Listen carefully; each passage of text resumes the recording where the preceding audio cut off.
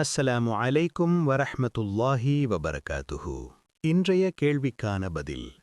நபி ஸல்லல்லாஹு அலைஹி வஸல்லம் அவர்கள் மதீனாவிற்கு ஹிஜ்ரத் செய்த பிறகு தொழுகை நேரம் வந்ததை மக்களுக்கு எப்படி அறிவிப்பது என்று சஹாபாக்களுடன் ஆலோசித்தார்கள்.